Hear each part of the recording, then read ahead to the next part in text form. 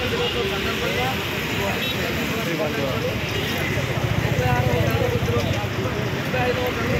సందర్భంగా అందరికీ శుభాకాంక్షలు. అదే మాదిరిగా మీకు అవకాశం కల్పించిన దత్తజనపల్లి రాజ్యాంగ కూడా కృతజ్ఞతలు. ఈరోజు మన దేశంలో మన భారతదేశంలో పిల్లలు బలహీన వర్గ పిల్లలు సంతోషంగా ఇంత స్వేచ్ఛగా జీవిస్తున్నామంటే ఆ మహనీయుల వల్లనే.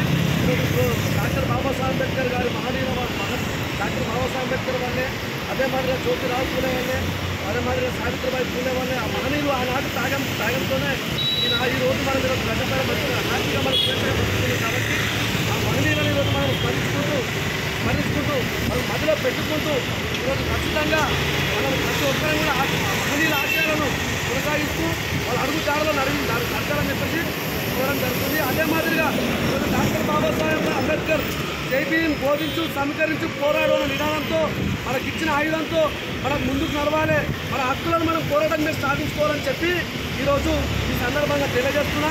అదే మాదిరిగా ప్రతి ఒక్క బిడ్డ కూడా ఈరోజు స్వాతంత్రం వచ్చి దాదాపు 75 సంవత్సరాలు కావస్తున్నా కూడా ఇప్పటికీ మన బడుగు బలహీన వర్గాల బిడ్డలు ఆలోచన చేసుకొని అవగాహన కల్పించుకొని అనేక పుస్తకాలు చదివి వాళ్ళ బాటలో నడిచి వాళ్ళ చరిత్ర చదివి వాళ్ళ చరిత్ర తెలుసుకొని మనం కూడా ఈ ప్రభుత్వాన్ని ప్రశ్నించడం, ఈ గద్దెల ఈ రెడ్డిల ఈ ఓసీల ప్రభుత్వాన్ని, ఈ దొరల పాలనని మనం ప్రశ్నించుదాం.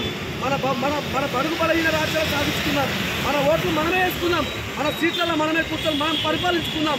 డాక్టర్ బాబాసాహెబ్ అంబేద్కర్ ఈరోజు మన కోసం ఎన్నో త్యాగాలు చేసిండు, ఎన్నో పెద్ద చదువులు గొప్ప చదువులు చదివి ఎంతో పెద్దగా ఆయన ఆలోచన విధానంతో ఈరోజు మనకు రాజ్యాంగం రచించుకొచ్చింది. కాబట్టి మనం ఈరోజు ఆ రాజ్యాంగం త్రూగానే మనం ప్రశ్నించాలి, మనం ముందడుగేయాలి. మనకు కూడా ఈరోజు ప్రజాస్వామ్యంలో 18 నిండిన ప్రతి ఒక్కరికి కూడా సమాన హక్కులు పొందుపరిచారు.